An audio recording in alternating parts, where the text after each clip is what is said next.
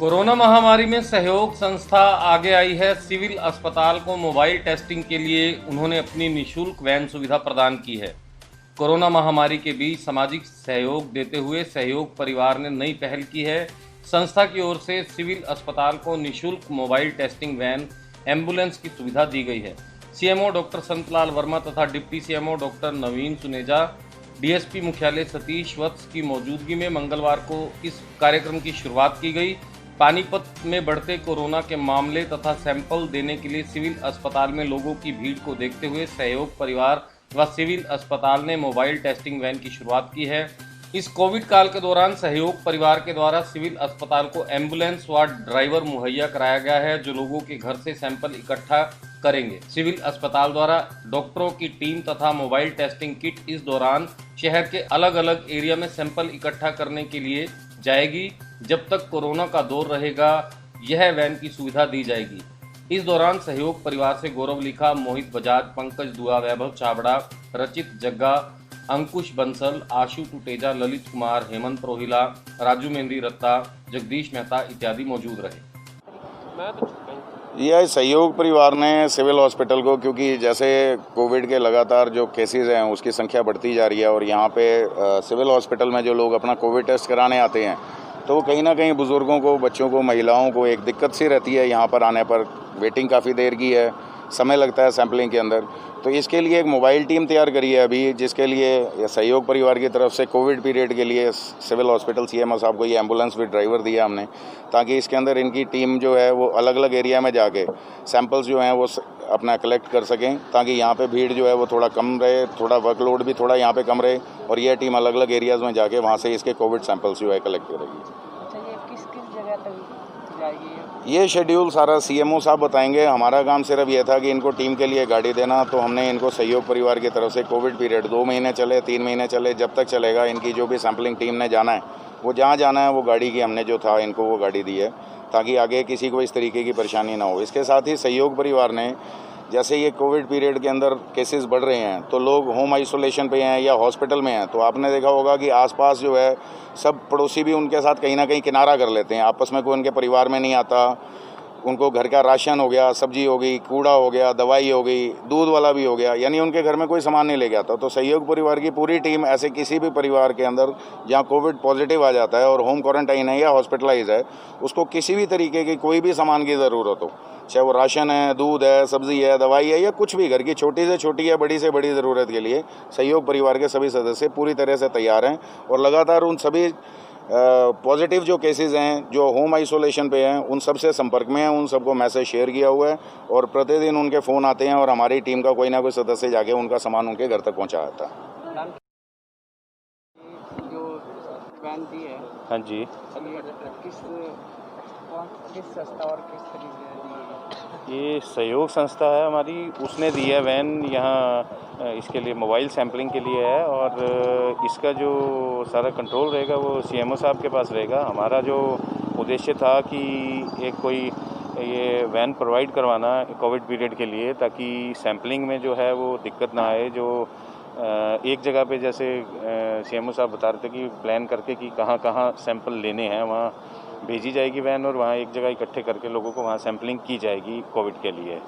तो हमने ये विद ड्राइवर वैन प्रोवाइड करवाई है पूरे कोविड पीरियड के लिए जब तक इनको रिक्वायर्ड होगी। इसके अलावा और कोई सेवाएं आप संस्था? हाँ, हमारी संस्था पूरे कोविड पीरियड में लगी रही है सेवा के लिए। और पहले जो है राशन की सेवा चलती रही है, कच्चे राशन की भी, सूखे राशन की और पके हुए खाने की भी हम प्रोवाइड करवाते रहे हैं। इसके अलावा दूध दिया है हमने, महिलाओं और बच्चों को प्रोवाइड करवाया है दूध पूरे लॉकडाउन पीरियड में। और अब जो है उसके बाद जैसे कि केस बढ़ रहे हैं इसके कोरोना वायरस के, कोविड के, तो उसके लिए जो है हमने एक मुहिम शुरू की है। हमने सोशल मीडिया के थ्रू प्लस फेसबुक और व्हाट्सएप पे मैसेज फ्लैश किए हैं कि हमारी सहयोग टीम के जो सदस्य हैं, अपने नंबर हमने प्रोवाइड करवाए हैं कि कोविड-19 में जैसे कि होम आइसोलेशन में चले जाते हैं पॉजिटिव केसेस के साथ में उनके परिवार भी, और या फिर हॉस्पिटलाइज्ड हो जाते हैं, तो घर से बाहर उनको निकलना अलाउड होता नहीं और रोज़मर्रा की ज़रूरतें हैं, सामान हैं जो, वो उनको चाहिए हैं। और अड़ोसी पड़ोसी सब किनारा कर जाते हैं, कोई भी नज़दीक नहीं लगता कि जैसे कोई गुनाह हो गया हो उनसे। तो उसके लिए हमारी टीम पूरी तरह से तैयार है, पूरी मदद हम प्रोवाइड करवा रहे हैं। हम जैसे जैसे जो केसेस आते हैं तो हम उनसे कांटेक्ट करके उन नंबर्स पे उनको अपना मैसेज भेज देते हैं। उनको जो रिक्वायर्ड होता है वो हमें भेजते हैं और हमारे सदस्य जो है उनको वो सामान जो उनका लिस्ट आती है वो उनको प्रोवाइड करवा देते हैं, उनके घर पहुंचा देते हैं। नाम क्या है?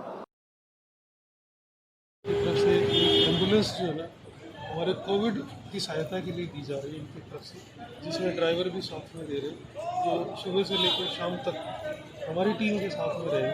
और जो हमने प्लान किया है इस गाड़ी को जो कोविड की सैंपलिंग के लिए एज ए मोबाइल टीम में यूज़ करें, जो सुबह से शाम तक किसी भी जगह पे जाकर शहर के अंदर सैंपलिंग कर सकें। तो कोई टारगेट रखा गया जी, कहाँ कहाँ कैसे कैसे कुछ बनाया, प्लान बनाया? डेली के शेड्यूल बने हुए हैं, डेली का टारगेट बना हुआ है जगह जगह, वो एक उसके हिसाब से हम उनको रेगुलर भेजते रहेंगे डेली।